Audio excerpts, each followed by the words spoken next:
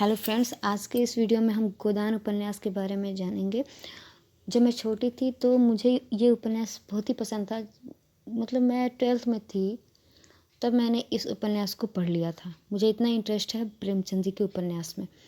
तो अगर आपको भी इंटरेस्ट है प्रेमचंद जी के उपन्यास में तो मेरे चैनल को सब्सक्राइब कर लीजिए और बेल आइकन को प्रेस कर दीजिए ताकि मैं प्रेमचंद के जितने भी उपन्यास है, कथा है, कहानी है, सबको मैं आपको सुनाऊं या फिर बताऊं इसके बारे में। चलिए, आज की हमारी ये जो आज मैं जिस स्टोरी की बात कर रही हूँ या फिर जिस नावल की बात कर रही हूँ वो है गोदान। गोदान को प्रेमचंद जी ने लिखा था। लिखा है, कभी भी आप सुने होंगे कि प्रेमचंद जी का प्रसिद्ध उपन्यास तो सबसे पहला नंबर आएगा गोदान। तो आज हम गोदान उपन्यास का पहला पेज पढ़ेंगे। होरीराम ने दोनों बैलों को सानी पानी देकर अपनी स्त्री धनिया से कहा, गोबर को उख गोड़ने भेज देना, मैं न जाने कब लौटूं। जरा मेरी लाठी दे दे। धनिया के दोनों हाथ गोबर से भरे थे। उपले पाथ कर आई थी। बोली, अरे कुछ रस पानी तो कर लो, ऐसी जल्दी क्या है। होरी ने अपने झुर्रियों से भरे हुए माथे को सिकोड़ कर कहा, तुझे रस पानी की पड़ी है। मुझे यह चिंता है कि अवेर हो गई तो मालिक से भेंट न होगी। स्नान पूजा करने लगेंगे तो घंटों बैठने वाली बात हो जाएगी। धनिया कहती है, इसी से तो कहती हूँ कुछ जलपान कर लो, और आज ना जाओगे तो कौन हरज होगा, अभी तो परसों ही गए थे। फिर होरीराम कहता है, तू जो बात नहीं समझती उसमें टांग क्यों अड़ाती है भाई। मेरी लाठी दे दे और अपना काम देख। यह इसी मिलते जुलते रहने का प्रसाद है कि अब तक जान बची हुई है, नहीं कहीं पता न लगता कि किधर गए। गांव में इतने आदमी तो हैं, किस पर बेदखली नहीं आई, किस पर कुड़की नहीं आई। जब दूसरे के पांव तले अपनी गर्दन दबी हुई है तो उन पांवों को सहलाने में ही कुशल है। धनिया इतनी व्यवहार कुशल न थी। उसका विचार था कि हमने जमींदार के खेत जोते हैं तो वह अपना लगान ही तो लेगा, उसकी खुशामद क्यों करे, उसके तलवे क्यों सहलाए। यद्यपि अपने विवाहित जीवन के इन 20 वर्षों में उसे अच्छी तरह अनुभव हो गया था, चाहे कितने ही कर्तव्य करो, कितना ही पेट तन काटो, चाहे एक एक कौड़ी को दांत से पकड़ो, मगर लगान बेबाक होना मुश्किल है।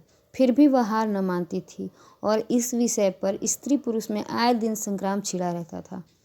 उसकी 6 संतानों में अब केवल 3 जिंदा हैं। एक लड़का गोबर, कोई 16 साल का, और 2 लड़कियां सोना और रूपा 12 और 8 साल की थी। 3 लड़के बचपन में ही मर गए थे। उनका मन आज भी कहता था अगर उनकी दवा दारू होती तो वे बच गए होते, पर वह एक धेले की दवा भी न मंगवा सकी थी। उसकी ही उम्र अभी क्या थी, 36वां ही साल तो था, पर सारे बाल पक गए थे, चेहरे पर झुर्रियाँ पड़ गई थी। वह सुंदर गेहुआ रंग सांवला हो गया था और आंखों से भी कम सूझने लगा था। पेट की चिंता ही के कारण तो कभी तो जीवन का सुख न मिला। इस चिर अस्थायी जीर्णावस्था ने उसके आत्मसम्मान को उदासीनता का रूप दे दिया था। उसके पेट को रोटियां भी न मिलती थी। उसके लिए इतनी खुशामद क्यों। इस परिस्थिति से उसका मन बहुत विद्रोह किया करता था और 2-4 घुड़कियां खा लेने पर ही उसे यथार्थ का ज्ञान होता था।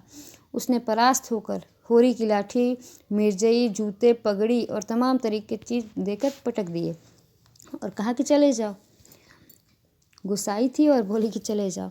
होरी ने उसकी ओर आंखें तरेर कर कहा, क्या ससुराल जाना है जो 5 पोशाक लाई है। ससुराल में भी तो कोई जवान साली सलहज नहीं बैठी है जिसे जाकर दिखाऊं। होरी के गहरे सांवले पिचके हुए चेहरे पर मुस्कुराहट की मृदुता झलक पड़ी। धनिया ने लजाते हुए कहा, ऐसे ही तो बड़े सजीले जवान हो कि साली सलहजे तुम्हें देखकर रीझ जाएंगी। होरी ने फटी हुई मिर्जई को बड़ी सावधानी से तह करके खाट पर रखते हुए कहा, तो क्या तू समझती है मैं बूढ़ा हो गया, अभी तो 40 भी नहीं हुए। मर्द 60 पर पाठे होते हैं। जाकर शीशे में मुंह देखो, तुम जैसे मर्द 60 पर पाठे नहीं होते। दूध पी अज्जन लगाने तक को तो मिलता नहीं, पाठे होंगे। तुम्हारी दशा देखकर तो मैं और भी सूखी जाती हूँ कि भगवान यह बुढ़ापे कैसे कटेंगे, किसके द्वार पर भीख मांगेंगे। होरी की यह क्षणिक मृदुता यथार्थ की इस आंच में जैसे झुलस गई।